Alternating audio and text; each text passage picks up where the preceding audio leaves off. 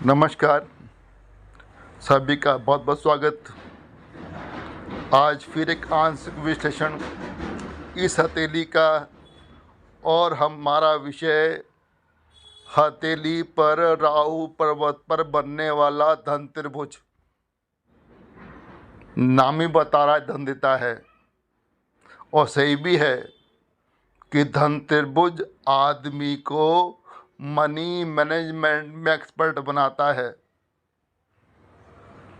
और ये मान्यता है कि अगर धन त्रिभुज हथेली पर है तो जातक के पास धन खूब होता है, संपन्नता खूब होती है।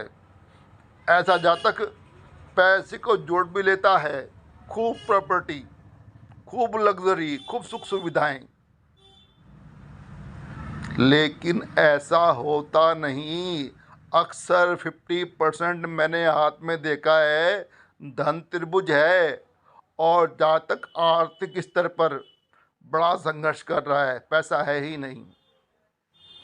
ऐसा क्यों होता है, आइए देखते हैं। धन त्रिभुज के निर्माण में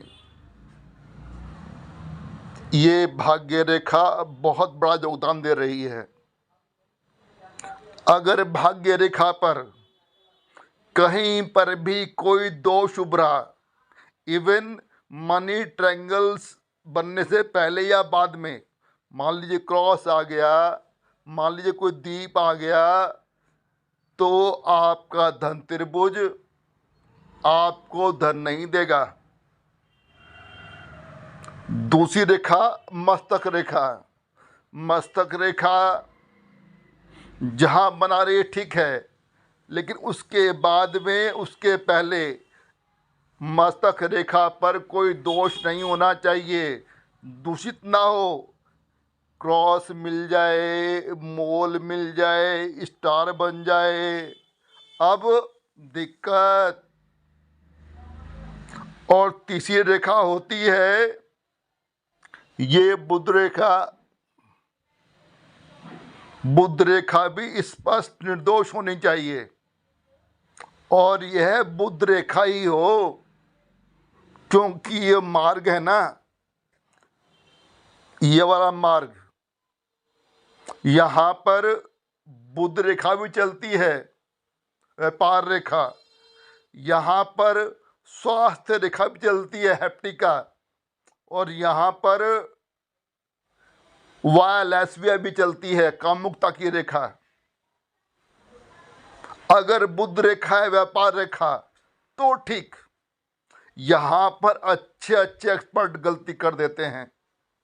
तीसरी भुजा के बारे में, बुध रेखा के बारे में आइडेंटिफाई करने में कि रेखा कौन सी है।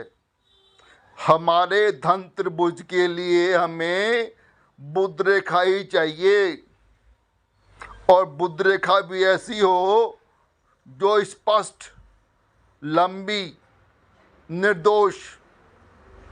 अगर आपकी बुध रेखा बुध पर्वत तक पहुंच गई और वो जीवन रेखा से निकल रही है, स्पष्ट, कहीं पर दीप कट क्रॉस कुछ नहीं, तब आपका धन त्रिभुज पूरा हुआ।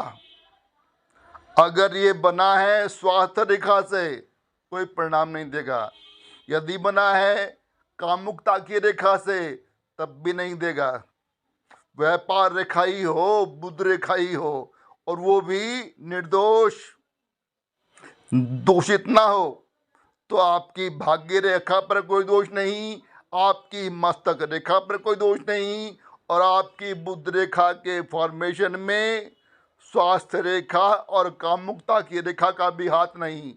बुध रेखा, व्यापार रेखा होनी चाहिए, वो भी निर्दोष।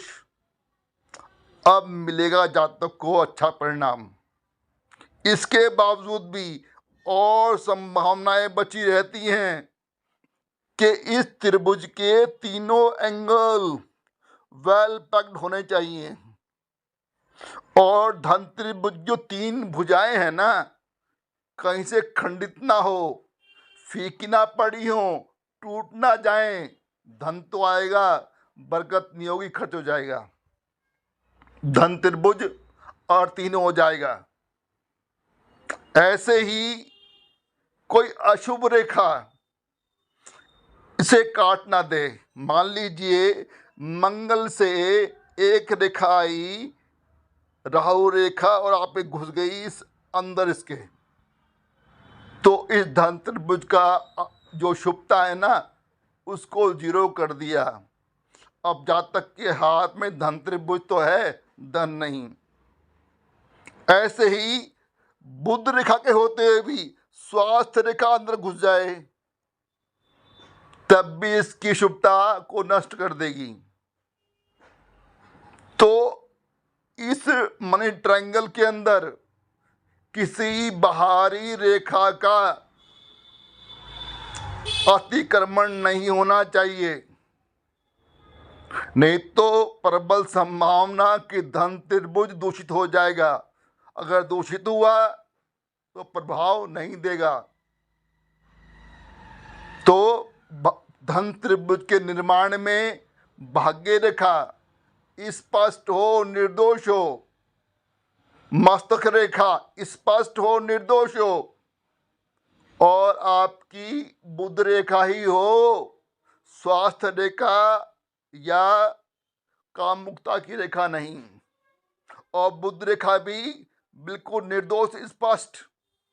अब धन त्रिभुज आपको धन देगा, आपके जीवन में संपन्नता के साधन रहेंगे, धन आगमन के स्रोत बनेंगे, जातक पैसा रोक भी पाएगा, जोड़ भी पाएगा, और जातक के पास सब सुख सुविधाएं होंगी, खूब लग्जरी होगी।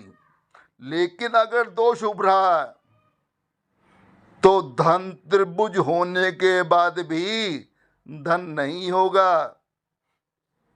तो ये कुछ तथ्य कि जातक के हाथ में धन त्रिभुज दिखने का मतलब नहीं कि जातक धनवान।